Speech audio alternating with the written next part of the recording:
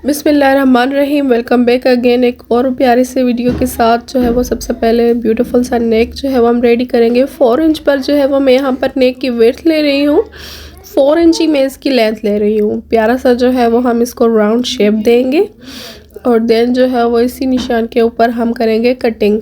ये double fold है, इसमें अंदर बैक भी है, बैक वाला साइड भी है और बाहर से फ्रंट भी है। तो इसीलिए सबसे पहले ना मैं अंदर से इसका बैक वाला पार्ट जो है वो मैं अलग करने लगी थी यहाँ पर, और देन उसके बाद जो है वो मैं अपना फ्रंट यहाँ पर कट करूँगी। फ्रंट हमारा कट हो चुका है, तो अब जो है वो हमने बैक वाली साइड को भी जो है वो नेक कट करना है। सेम वही विड्थ है 4 इंच और इसकी जो लेंथ मैं यहाँ पर मेजर कर रही हूँ वो मैं यहाँ पर ले रही हूँ 2.5 इंच। ठीक हो गया। आप अपनी मर्ज़ी से कम कर सकते हैं लेकिन इसको बढ़ा नहीं सकते। ठीक हो गया। अब जो है वो इसको भी कट करेंगे। तो अब जो है वो हमारा फ्रंट और बैक दोनों जो है वो कट हो चुका है और इन कटे हुए पीसेस को हमने संभाल के रखना है। जब हम अपना बुकरम पर नेक कटिंग करेंगे ना, तो ये जो है वो कटिंग किए हुए पीसेस हमें बहुत काम आएंगे। इनको आपने जो है वो वेस्ट नहीं करना है। ठीक हो गया। यहाँ पर बुकरम मैंने ले लिया है, तो अच्छी सी इसकी 5 से 6 इंच तक आपने इसकी विड्थ लेनी है और लेंथ जो है वो भी आपने जो है वो 10-12 इंच लेनी है। ठीक है। सबसे पहले यहाँ पर 1 इंच में मेजर कर रही हूँ। 1 इंच का जो है ना वो निशान लगाकर उसके बाद जो है वो हमने कुछ इस तरह से बैक नेक रखना है। देन उसके बाद जो है वो फ्रंट वाला कटिंग किया हुआ पीस रखना है। कुछ इस तरह से हमने दोनों रखने हैं और लास्ट से ऊपर वाली साइड से 1 इंच आपने छोड़ना है मार्जिन। अब क्या करना है, नीचे से भी हमने 1 इंच का मार्जिन का निशान लगाया है, ऊपर से भी लगाया है। अब हमने जो है ना वो इन पीसेस के ऊपर हमने निशान लगाना है। निशान इस तरह से लगा कर देना। उसके बाद जो है वो 1 इंच का जो हमने मार्जिन छोड़ा है ना, उस पर भी हमने जो है वो इस तरह से ड्रॉ कर देना है इसी शेप को। तो इस तरह से डबल आ गया। अब सेंटर वाला जो पीस है हमने वो जो है वो निकालना है और उससे पहले जो है ना यहाँ पर जहाँ से हमने बैक नेक स्टार्ट हो रहा है वहाँ से हमने कुछ निशान लगा देना है ताकि हमें फ्रंट और बैक का पता चल सके। हमने कटिंग कर दिया। अब जो ये यहाँ पर हमने निशान लगाया ना शोल्डर वाला फ्रंट और बैक को समझने के लिए, तो वहाँ से हमने जो है वो कट लगा देना है। ये जो कट है वो हमें बाद में भी काम आएगा स्टिचिंग करते वक्त और बुकरम पर कपड़े पर चिपकाते वक्त भी। अब हमने जो है वो एक्स्ट्रा फैब्रिक लिया है शर्ट का, उस पर जो है वो हमने इस तरह से सेंटर से फ्रंट वाली साइड से हमने बुकरम को कट लगा देना है। कट लगाने के बाद हमने जब इसको चिपकाना है ना, तो यहाँ पर 1.25 इंच का तकरीबन आपने गैप छोड़ना ही है। उसके बाद इसको अच्छे से सेट करके फिर जो है वो इसको आयरन कर देना है। नोचेस भी आप देख रहे होंगे हमें यहाँ से नज़र आ रहे हैं कि जहाँ से हमने जो है वो शोल्डर और फ्रंट बैक का निशान मार्जिन छोड़ा है हमने समझ आने के लिए, तो वो यहाँ पर नोचेस आपको नज़र आ रहे हैं। अब जो है वो हमने फैब्रिक एक्स्ट्रा कटिंग कर दिया है। एक्स्ट्रा फैब्रिक को कटिंग करने के बाद हमने जो है वो ग्लू स्टिक लिया है। ग्लू स्टिक लेकर मैं हमने जो है ना वो यहाँ पर अराउंड इसके लगाते जाना है और देन जो है वो आयरन करके इसको फोल्ड करते जाना है। सेंटर से भी यहाँ से कुछ इस तरह से मैंने कट लगा दिया है। तो सारे फैब्रिक को इसी तरह से मैंने जो है ना वो आयरन करके फिक्स कर दिया है। सेंटर से जो हमने कट लगाया है ना उस पर भी मैंने ग्लू लगाया है और तिरछा सा मार्क करके इसको भी जो है वो हमने अच्छे से इसको फिनिशिंग देकर सेट कर दिया है। ये आप करेंगे ना तो बाद में आपकी स्टिचिंग बहुत ही परफेक्ट बनने वाली है। तो अब यहाँ पर हमने अपनी प्लेकेट बनानी है, रेडी करनी है। तो उसके लिए मैंने एक बहुत ही चौड़ी सी पट्टी ली है जिसकी विड्थ 3 इंच है और इसकी जो लेंथ है वो अच्छी खासी 30 इंच है। ठीक हो गया। तो ये हमने पट्टी ली है। अब जो है वो हमने बुकरम लिया है। बुकरम की जो विड्थ में यहाँ पर आपको दिखाऊँ ना, तो इसकी विड्थ मैंने ली है तकरीबन 1.25 इंच के करीब और इसकी जो लेंथ मैंने यहाँ पर ली है ना वो 13.5 इंचज़ है। और यहाँ पर देखो इसकी विड्थ 1 इंच से 2 से 3 पॉइंट कम है। ठीक हो गया। तो ये 13.5 इंचज़ की जो लेंथ है ना बुकरम की, वो हमने इस चौड़ी सी जो पट्टी ली है ना इस पर दोनों पट्टियों को बुकरम को जो है वो हमने अच्छे से चिपका देना है। चिपका देने के बाद जो है वो हमने इसको जो है वो अब सेट कर देना है। सेंटर से मैं यहाँ पर कट करने लगी थी। कट करने के बाद हमने ग्लू की मदद से जो है वो हमने यहाँ पर ग्लू लगाते जाना है और देन इसको फोल्ड कर देना है। जिस तरह से हम हमेशा अपनी पट्टी को रेडी करते हैं उसको फोल्ड करके देन उसके बाद अगेन इसको फोल्ड कर देना है और एक्स्ट्रा फैब्रिक अंदर की तरफ टर्न करके इसको आयरन करके हमने अपनी पट्टी को रेडी कर देना है यहाँ से कुछ इस तरह से। पट्टी हमारी यहाँ पर रेडी हो चुकी है। ये पट्टी मैंने बहुत बार आपको सिखाई है, बताई है। इसी तरह से दूसरी पट्टी भी हमने जो है वो रेडी कर दी है। अब क्या करना है, इस तरह से खोल के इसको और फ्रंट वाली साइड ना एक दूसरे के ऊपर रखनी है, ताकि बाहर वाली साइड से हमारी जो है ना बुकरम वाली साइड हो और अंदर से जो है वो हमारी फ्रंट वाली साइड हो। अब इसको सेंटर से सिलाई लगानी है, कुछ इस तरह से। वीडियो में आप देखो जिस तरह से मैं यहाँ पर सिलाई लगाते वक्त भी आपको दिखा रही हूँ। नीचे से हमारा कपड़ा है और बुकरम वाली साइड ऊपर से है। इस तरह से सेंटर से हमने दोनों पट्टियों को एक दूसरे के ऊपर रख के अब जो है वो सेंटर से हमने इसको सिलाई लगाते जाना है। अगर यहाँ पर आपको समझ नहीं आ रहा तो आपने वीडियो को स्टार्ट करके भी देख सकते हैं, बार बार देख सकते हैं, आपको समझ में आ जाएगा। बहुत ही आसान सा फार्मूला मैं यहाँ पर आपको बता रही हूँ।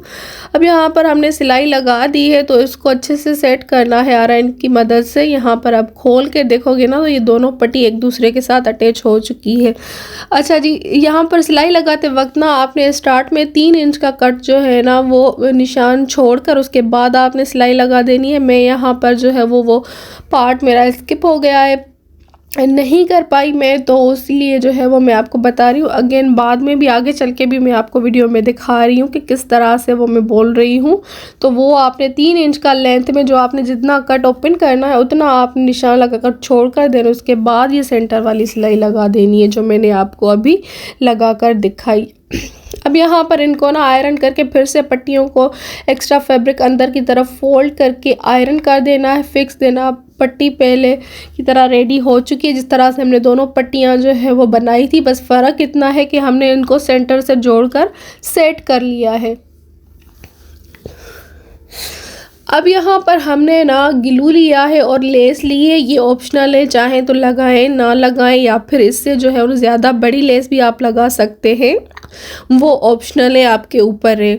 यहाँ पर ग्लू की मदद से मैं यहाँ पर जो है वो लेस भी इसको अटैच करती जा रही थी। देन इसको फिक्स कर देना है ग्लू लगाकर, उसके बाद आयरन करके तो हमारी दोनों साइड से जो है ना वो ये लेस अच्छे से लग जाएगी फिनिशिंग के साथ। तो यहाँ पर मैं दूसरी साइड से भी वही लेस जो है वो लगा रही थी। हमारा तकरीबन ये जो है ना पट्टी दोनों साइड से रेडी हो चुकी है। अब जो मैं आपको बता रही थी ना, जो कट मैंने जो है वो आपको स्टार्ट में नहीं बताया, मुझसे स्किप होगा, तो वो यहाँ पर आपने कर देना है निशान लगाकर 3 इंच का जो है वो यहाँ पर गैप देना है। देन उसके बाद मैंने स्टार्ट में जो है वो इसको पूरा ही स्टिच कर दिया था, जो मैं आपको बता रही हूँ कि आपने जो है ना वो 3 इंच का छोड़कर सिलाई लगा दिया। तो यहाँ पर मैंने वो सिलाई ओपन कर दी थी, इसको जो है वो थ्रेड को खोल दिया था और देन 3 इंच का जो है ना वो गैप यहाँ पर लगा दिया। तो कितनी फिनिशिंग के साथ ये हमारी रेडी हो चुकी थी पट्टी। अब हमने लिया है नेक अपना फ्रंट वाला साइड, सो 13 इंचेस की लेंथ पर यहाँ पर जिस तरह से हमारी क्रीज होती है वो बिठा कर इस तरह से निशान लगा दिया। और ये जो है ना वो इसकी पट्टी की फ्रंट वाली साइड हमने यहाँ पर सीधी सी रख के इस तरह से सेट कर रख देना है।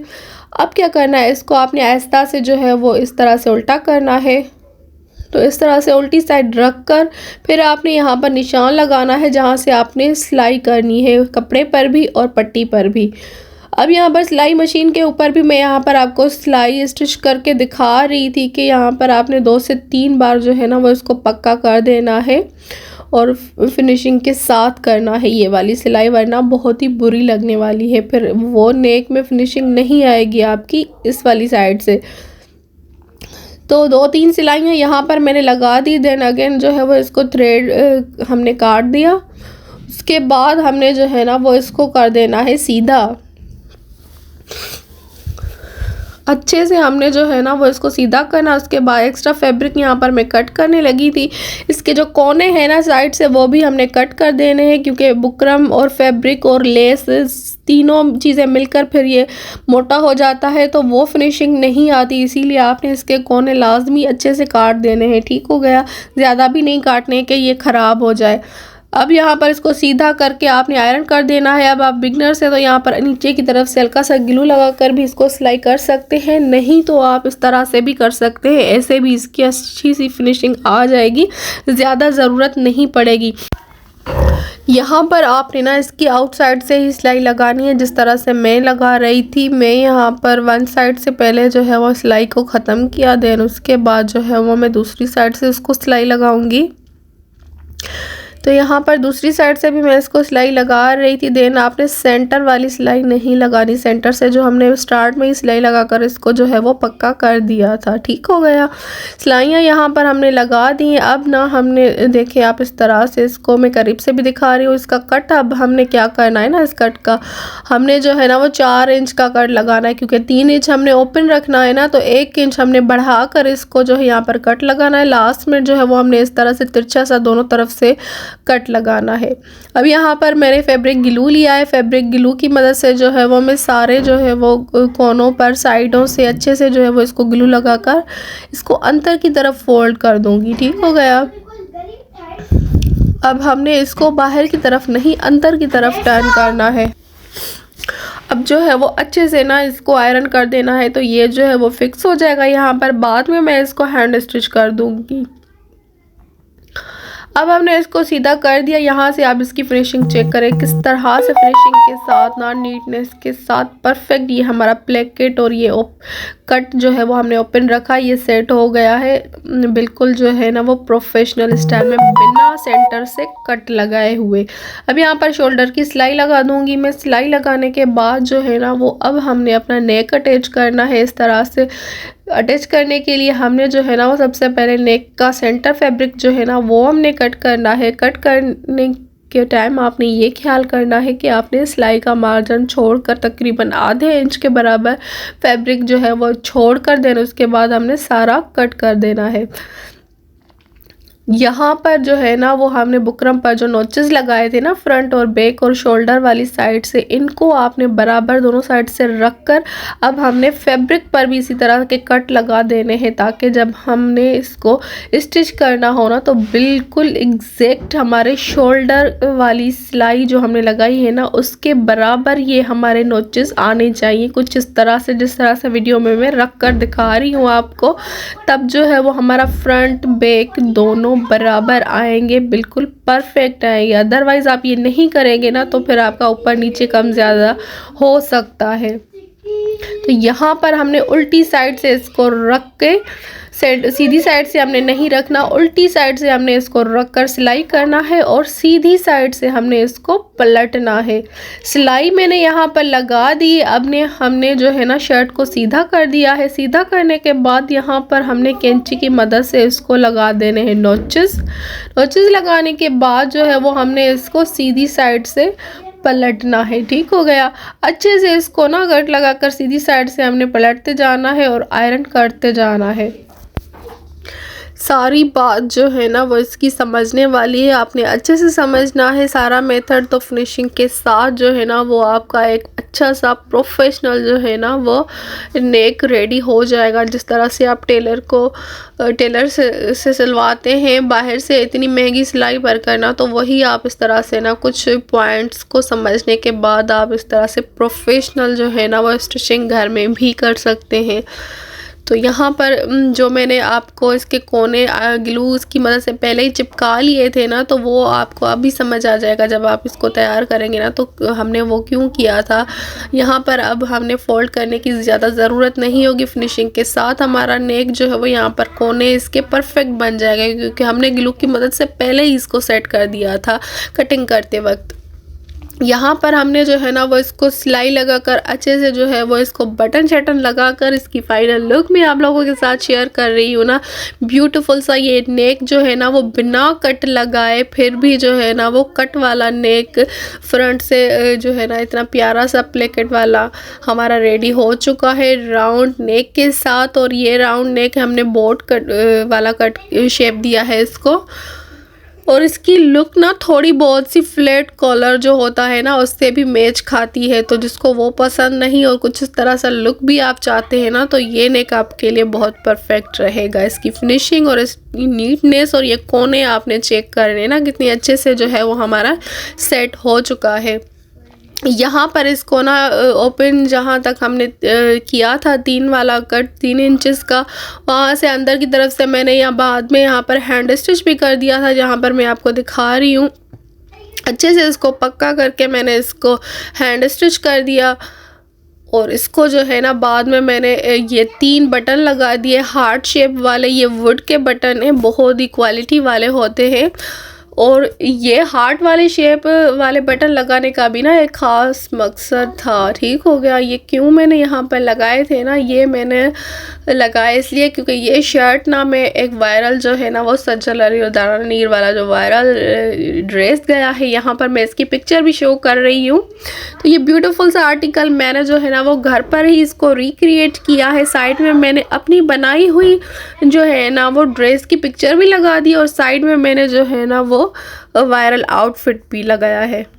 इसको मैंने घर पर ही रिक्रिएट किया। इसकी शलवार को जो हार्ट शेप बनते हैं वो हार्ट शेप मैंने घर पे पेंट करके ही बनाए थे, उसकी मैंने वीडियो बनाई। अगर किसी ने मुझे कमेंट किया ना तो इंशाल्लाह अगली वीडियो मेरी वही होगी, मैं उसकी डिटेलिंग आप लोगों के साथ शेयर करूँगी। उसके लिए आपने वीडियो मेरे चैनल को सब्सक्राइब करना होगा। देन उसके बाद जो है वो आप लोगों के साथ जो है वो मैं वो वीडियो शेयर करूँगी किस तरह से मैंने उसको हैंड पेंट करके जो है वो ये वायरल सा आउटफिट घर पर ही रेडी किया था, वो भी बिल्कुल अंडर बजट। लेकिन इसकी जो शर्ट है वो बहुत ही प्यारी है। ये प्लेन फैब्रिक है लेकिन इसकी सेल्फ प्रिंट है, जैकार्ड प्रिंट है इसकी। लॉन में जो है वो मैंने इसको बनाया है, तो बहुत ही अच्छा सा बना है। एंड मैं मिलूँगी नेक्स्ट वीडियो में, तब तक के लिए अल्लाह हाफिज़।